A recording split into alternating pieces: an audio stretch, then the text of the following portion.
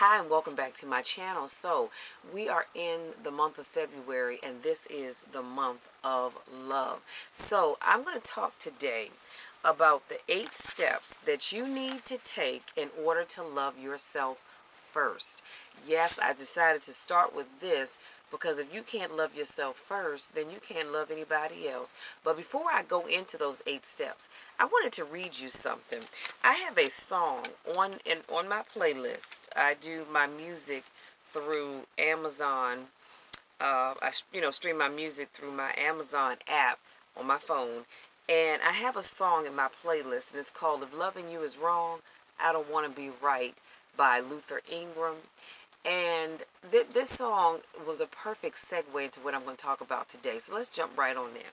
So he says, if loving you is wrong, I don't want to be right. If being right means being without you, I'd rather live a wrongdoing life.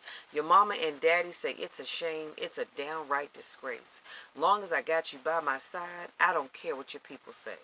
Your friends tell you it's no future in loving a married man. If I can't see you when I want to, I'll see you when I can. And then, of course, the chorus goes into, if loving you is wrong, I don't want to be right. And then the song finishes up with, am I wrong to fall so deeply in love with you, knowing I got a wife and 2 little children dependent on me too? Am I wrong to hunger for the gentleness of your touch, knowing I got somebody else at home who needs me just as much? Are you wrong to fall in love with a married man? And am I wrong to try and hold on to the best thing I've ever had? So, I can dissect that song 10 ways from tomorrow, but that is not the purpose of this video. But I wanted to read that to you because, like I said, I've heard that song for years. Of course, you know it's a oldie but goodie, and I never have really paid too much attention to the words that the artist is singing. But when I hear that, what I hear is someone that doesn't really fully love themselves. She may love herself a little bit, but to fully love yourself, then you would understand that being in love with a married man, number one, is not cool, and there's no future in that, because like he said, he's got a wife and 2 little kids at home that need him. But yet he's telling you you're the best thing that he's ever had, and he's trying to hold on to you.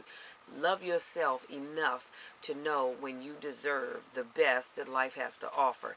And falling in love with a married man, or a married woman for that matter, is not the best that life has to offer. So let's jump right on in to those 8 steps that you need to take in order to love yourself first. Number 1, stop caring about how you look. I'm not saying come out the house looking any old kind of way. I'm not saying, walk around looking like you just came out of the swamp, after hanging out there for about a month.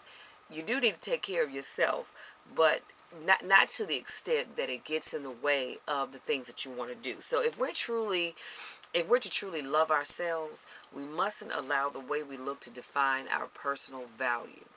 If we can't be our sole calling card, meaning that you are you because of you, I am me because of me, not because of the way I look or the way that you look.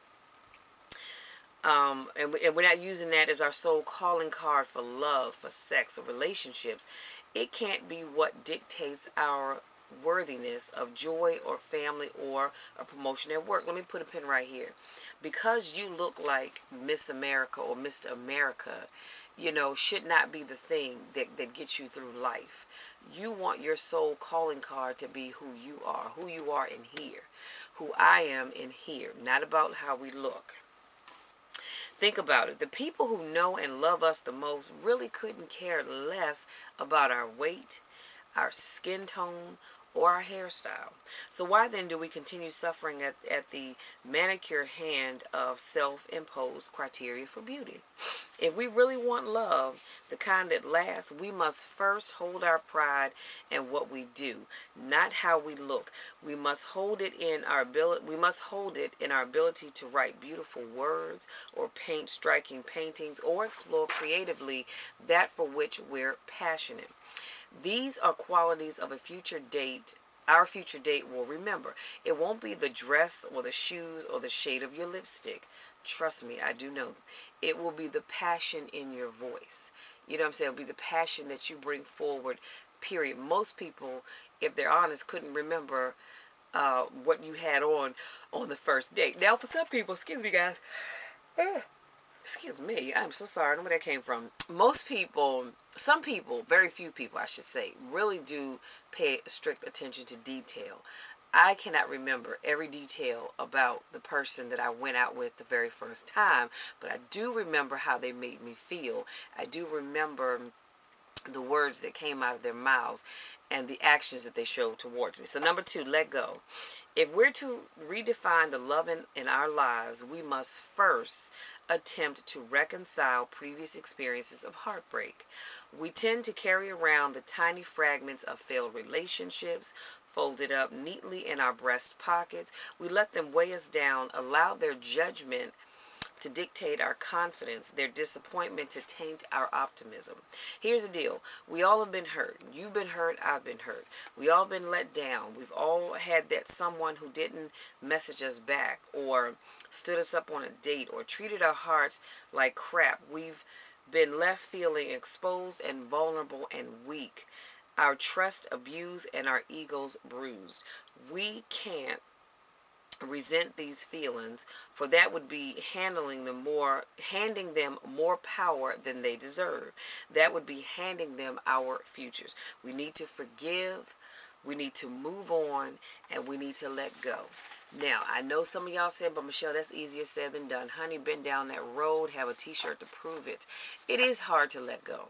When somebody, when we have given our best to someone and they just stepped on us, forgot about us, treated us like crap, it's hard to let that go. Been down that road, y'all. And I know you have too. Spent many a day at some point in time in my life trying to figure out how I could accidentally run across this person to run them down. You know what I'm saying? How I could take a brick and bash them in the head, neck, and throat in that order because I was hurt. But I realized all I was doing was hurting myself because that person had moved on and probably didn't think two iotas about me at all. But I was sitting here plotting on how I could get them back. So I had to come to that place where I could say, Michelle, you know what? Enough is enough. Let that go, sweetie. Move on with your life. That person is not worth you not being able to have other relationships because of what they've done. And I forgave them for me. It wasn't for them. I forgave them for me because then it freed me and allowed me to move on. So what I'm saying is y'all need to let that go. Now, I'm not saying you got to call that person up, have a conversation about what happened, and then let go. Just decide today you're going to let it go and you're going to move on. Number 3, win yourself over. You're an absolute 100% drop dead catch, and don't let anybody ever tell you any different. So don't you dare treat yourself otherwise. You might need to occasionally remind yourself, surprise yourself, woo yourself, bowl yourself over with your thoughtful ways. I'm talking about buying your favorite container of ice cream, hiding it in the back of the freezer, only to rediscover it on a rainy day when you know that you'll need it the most. Or grabbing yourself that bunch of flowers from the farmer's market or the grocery store and realizing that even though they're temporary, you deserve their color and beauty in your life. Why not take a weekend class? Learn how to do yoga or speak French or play the guitar. Then write a song, a French song, and play it on your guitar, right? Sing it to yourself in your downward dog position. And that might be a little difficult to sing while you're in a downward dog position. You can't rely on future lovers treating you to the specialties of life. Lovers are great, but they're fundamentally uncertain in a way that your joy should not be. They're not to be counted on for something as crucial as personal happiness. So in other words, you can't sit back and say, well, I'll wait until the man of my dreams comes along because then he's going to give me and do for me. No, you can't do that because you don't know if and when that's going to happen, right? They can't be the source of your personal happiness. So it has to come from you first. It has to come from me first. So do whatever makes you feel good, even and especially when you don't want to. Okay? Number 4, don't compare yourself. Life's not a race. Love's not a race. Stop competing. Yes, what's her name or what's his name might be in a long-term relationship and kicking major goals at work while you're still single as hell and stuck in a minimum wage job. Who cares? Right? Who cares? Life has a funny way of evening out in the end. It just takes everyone a different amount of time. So just relax and enjoy the ride. Remember, he or she is probably looking at your life and wishing that they had the same level of independence and freedom. The grass isn't always greener. It's important to enjoy your own pasture, safe in the knowledge that it'll grow and thrive at its own pace. How many times have we all done this, right? Because I know I have. Have you looked at someone's life on social media and it seems to be perfect? You know, they're in the perfect relationship. They go on these great vacations, weekend getaways. You know, they're always going out to nice restaurants. They're always out shopping, you know, just always doing the thing or talking about how great their job is. And you think, wow, I wish my life was like that. But what you don't understand is if you pulled back the curtain on their lives, I'd be willing to bet you that 9 times out of 10, the life that a lot of people portray on social media is not truly what they're living. Let's just be honest about that one. It's not always the case. Yes, it look good. It looks good on the outside. But like I said, pull back that curtain and you'll see something completely different. Number 5, build strong friendships. And y'all know I talk about this a lot. Being in a relationship really isn't all it's cracked up to be. It's not going to define who you are, where you go, or what you achieve. You know what will? The people you choose to surround yourself with day in and day out. The love and support of beautiful, like minded friends cannot be undervalued. So build yourself an intelligent, bashful, sharp witted support cast and feel content knowing that the show will go on regardless. Honey, let me tell you something. You have a great circle of friends around you. It doesn't matter what else happens outside of that circle because come hell or high water, that tight circle that you have, they're going to be there for you even when those relationships fall apart. Okay? So, number 6, get healthy. This isn't about the way you look. It's about the way you feel. Try swapping the rush of wine for the rush of endorphins. Rediscover the beauty of hangover-free Sunday mornings.